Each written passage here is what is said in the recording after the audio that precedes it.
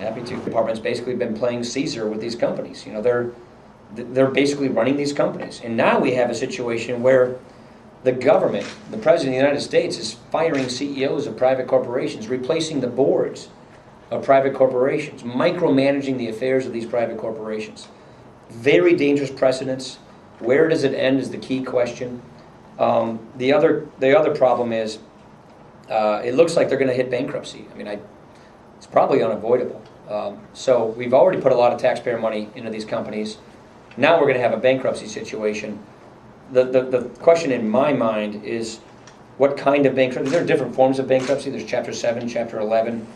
One's a liquidation, one's more of a restructuring. A judge will, make the call on a lot of this stuff. So what does that mean? And what I'm most concerned about is where are the retirees? Where are the pensioners in line of priority when it comes to a bankruptcy situation? That is a key concern of mine. My next door neighbors in Janesville are GM retirees. I've got a bunch of friends that worked at that plant, and I just want to make sure that the retirees and had these things in favor of the budget.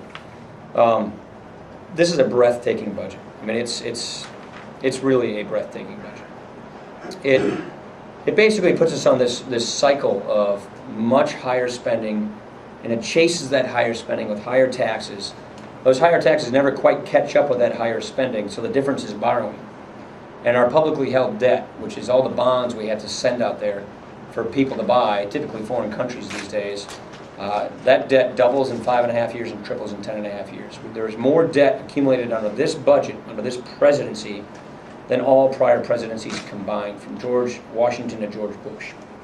And there's going to come a day where people aren't going to want to buy all of our bonds. And if we don't get our fiscal house in order, if we don't show that we're bending the curve on this explosive growth in spending, we may not be able to sell our bonds. Or we're just going to end up having to pay people so much more to buy our bonds, meaning the interest we pay on it, the yields. And I foresee, and I'm actually asking the CBO to run some numbers for me on this, that sooner or later, the biggest program in the federal government is going to be the interest on the debt. And I just think it's important that if I'm going to sit here and criticize this budget as I'm doing, I think it's equally important to lay out an alternative to say how you would do things differently. And at the end of the day, I think the American people win because they get clear choices. And so that's what we're trying to do.